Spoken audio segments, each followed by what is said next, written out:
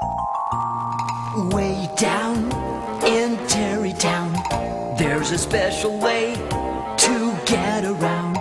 It's the only way I've ever found to play above the ground.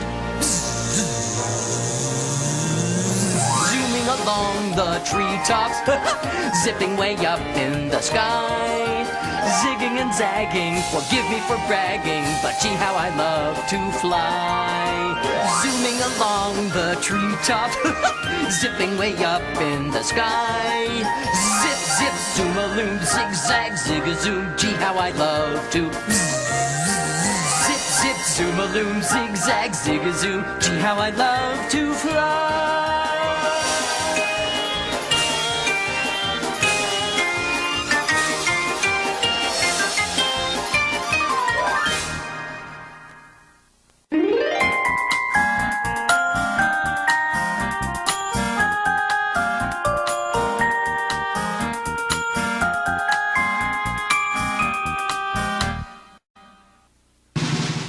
It was Terrytown's biggest day of the year, the annual Easy Airlines Air Show.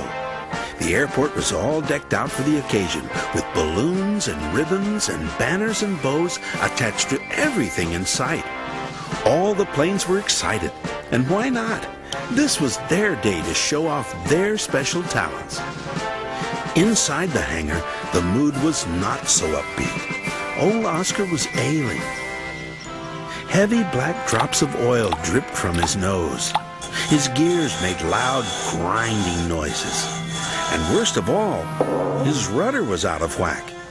It went left when he tried to flip it right, and it went right when he tried to flip it left.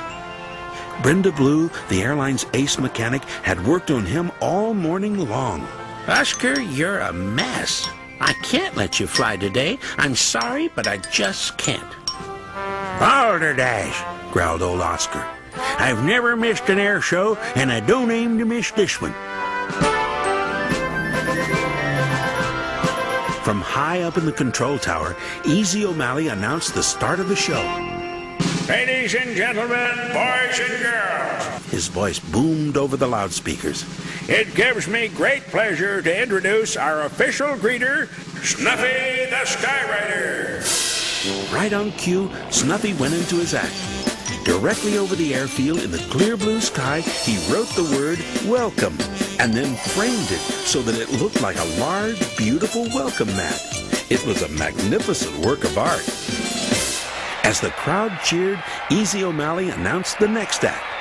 "Please welcome that hurrying, scurrying whirlybird, our very own Herky the Helicopter." Quick as a wink, Herky shot straight up from the ground, hovered a split second, then sped away in a zany, whirling dervish. Up and down, to and fro, stop and go, in and out and all around, right side up and upside down, Herky whiffled, spiraled, tumbled and rolled. Finally, as if attached to a rubber band, he coiled round and round the control tower until he reached the end of his imaginary tether, then flung himself back like a slingshot missile, landing neatly atop the hangar. Tracy blinked her eyes in disbelief. "Hey, JJ," she said, "did you just see what I think I saw?" Meanwhile, inside the hangar, old Oscar was still out of kilter, and Brenda Blue was still hard at work trying to fix him up. "Don't give up now, Brenda. I sure haven't," the feisty old plane said. "I know you can do it, and I know I can do it, by golly." Back at the show, Tracy was about to finish her act. She raced in a wide circle, picked up speed, then like a precision pinwheel went spinning across the sky, turning perfect cartwheels over and over and over. She ended her act with an elegant sweep over the cheering grandstand. Next, Easy O'Malley announced Big Jake and JJ. "This will be a daredevil stunt never before attempted anywhere on Earth." When Big Jake took off with JJ riding piggyback, a gasp, then a hush fell across the crowd. JJ held on tightly as the mighty Jake climbed up and up and up and up and up. JJ had never been so high, and still Big Jake climbed higher and higher and higher. Finally, reaching the top of his awesome climb, Big Jake paused, executed a perfect swan dive, then on the way down went into an amazing double figure eight. On the last upswing, JJ peeled off Big Jake's back with an upside-down loop to the right, just as Big Jake did a forward loop to the left. The two planes curled around and came in for a spectacular simultaneous landing. Facing each other, they came to an abrupt stop only inches apart. The crowd cheered and cheered and cheered. Herky was so excited he bounced around like a brand new rubber ball.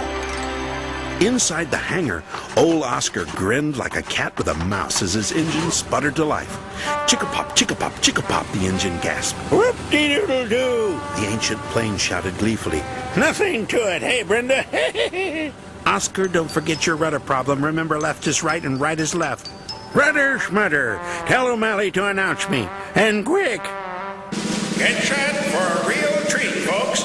For the first time since last year's show, old Oscar, the biplane, will take to the sky. Chick-a-pop, chick-a-pop, chick-a-pop. All eyes turned toward the hangar as old Oscar sputtered into the daylight. Chick-a-pa-boom, chick-a-pa-boom, chick-a-pa-boom. The rickety old plane revved his engine as he lurched down the runway. Then, like a dizzy swimming dolphin, he rose from the ground in a stuttering, staggering, humpbacked climb. He planned to fly a wide, majestic curve over the grandstand, then come in for a smooth, dignified landing. But as he tried to turn, he realized something was wrong. It was his rudder. In a panic, he flipped it left, then right, then left, then right, trying to remember what Brenda Blue had told him. All of a sudden, he flipped himself into a spectacular diving barrel roll. He shot straight down like a spinning corkscrew, twisting ever more rapidly as he fell. Old Oscar saw the ground racing toward his face. He didn't like the look of things, so he closed his eyes. At the same instant, thousands of spectators gasped and held their breath. "Pull up! Pull up!" screamed JJ.